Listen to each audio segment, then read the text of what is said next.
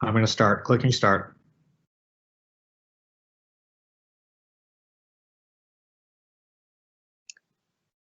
Good morning, Marie Curie Middle School family. Happy Monday. It is very good to be with everybody today. Thank you very much for joining us for one of our first all virtual assemblies. We're going to keep this rather brief because we do know that instruction is happening and we do not want to take any valuable class time from all of our students. However, we do not want to let any time go by without addressing what we've seen in the media and unfortunately what some of us have seen in our own personal lives, which is the increase in anti-Asian bias throughout the city and throughout the country. This is unfortunately not new, but it does seem to be going and getting worse and going in a really bad direction. We want to remind all of our students and all of our staff members that that is completely unacceptable here at Marie Curie Middle School and elsewhere. We are a school community which does not tolerate any acts of bias against any group whatsoever. And because when one group is targeted, we are all affected.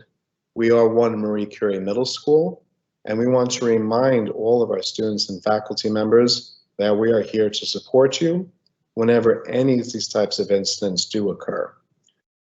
So I have two homework assignments more or less for all of our students. These are not assignments which you'll be graded on. These are not assignments which you'll be collecting, but they are two assignments which I want you to always remember. First, as they say in the MTA, if you see something, say something. Please always know whenever you see any type of bias incident to be an upstander, not a bystander. Please make sure you let us know right away. And I would like to publicly thank and commend many of our students who reached out yesterday, just yesterday afternoon. Ms. Corbett, Mr. LaCastro, Mr. Comer, Ms. Hughes, and myself received some emails from some students who were very concerned about allegations of a very racist and homophobic remark against a particular student.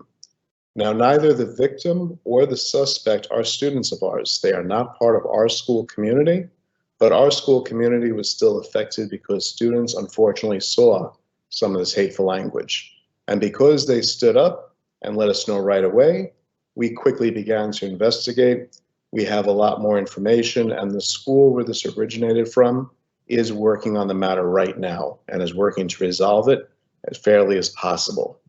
Please remember to use that as an example of the right thing to do. When you see something, please make sure you let us know. The other homework assignment I have for you is to always remember who is your trusted adult. Who is the person in our school community that you can go to whenever you have any type of problem, whether it is this or a personal problem or anything else whatsoever. I have a quote here. Unfortunately, many of our students are too young to know the name Mr. Rogers, but when I was a child, he ran a very popular TV show. And he had a quote. He used to always say, when I was a boy and I would see scary things in the news, my mother would tell me, look for the helpers. You will always find people who are helping. There is no better place to find helpers than here in our school community. We have teachers, counselors, dean, assistant principals, myself, school safety, office staff. We can't count the number of adults that we have who are here to support you. So always remember, whenever you have a problem, remember who is that adult I can go to and speak to. That does not take the place of your parent or guardian. This is in addition to your parents and guardians, because again, we are one community. And speaking of helpers, I also want to let all of our students know that starting today, the New York City Police Department has begun a safe corridor here at our school and other schools within our Bayside community. What safe corridor means is you are going to see more frequently when you're walking to and from the building marked NYPD cars, which are there to help. So if you were to have any problem whatsoever, know that those are more helpers that are ready to be with you when you're coming to and from the building. And with that, we also want to provide some more help, some more services, some more resources for anyone who's in need. So I'm actually going to pass the presentation over to Ms. Corbett.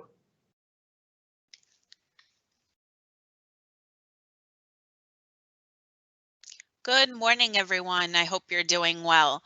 I wanted to offer my resources to you today to make sure that everyone knows that how seriously we take this. We are committed to being a safe, welcoming, culturally responsive community that supports social emotional health of our students. So on the DOE website, there are some great resources for families and for students to discuss some of these issues that we've had today and had over the course of last year. It's called Together for Justice. I will be sending out an email with the link to all of these resources. And there's also some great connections to mental health support as well. These are all issues that are very difficult for all of us to experience. So please make sure that you use these resources. And again, if you need any help, we are all here to make sure that this is your best and safest environment, whether you are online or you're in person with us. And Ms. Hughes is going to go over some of those people that you can connect with and how to connect to them.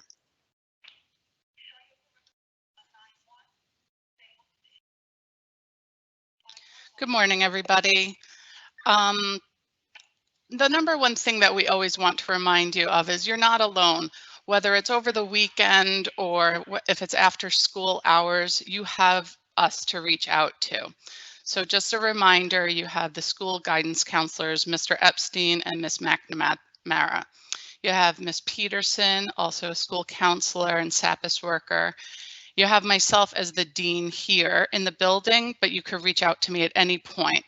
Like I said, if it's a Saturday or Sunday, you have our email addresses. If you go to our school website, there's a box, click on it, it says we can help. That will bring you right to our email address. Kids were screenshotting information and sending it to us. That way we were able to jump on everything this weekend right away. And it's incredibly important that you know, like Mr. McHugh said, if you see something going on and it affects you and it doesn't feel right, reach out to somebody. Let your parents know and let us know, because we are one big family and one community. And we want to make sure that you feel safe. And we want you to know that your voice will be heard no matter when or no matter what it is. Also, when you reach out to any of us, nobody will ever know that you did that. Everything stays confidential between you and me, or you and Miss Corbett, etc. So know that you're always supported here, whether you're remote or you're in person, you have somebody here. And I know you have a lot of trusted teachers that you can reach out to as well, and they will get in touch with us immediately.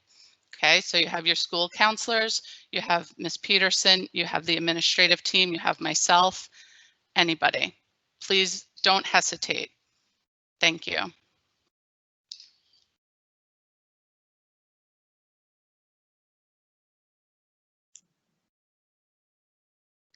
And with that, I want to thank everyone for joining us on this Monday morning. Again, we are never more than a conversation, a phone call, or an email away. I hope everyone continues to stay safe, and please let us know anything you need. We are here all the time. Thank you all very much for your time. Happy Monday, and we'll see everyone soon, and hopefully we'll see everyone before the Friday, but if not, please enjoy next week's spring break. If you are celebrating holidays, I hope they are joyful, and we will speak to you soon. Have a good day, everyone.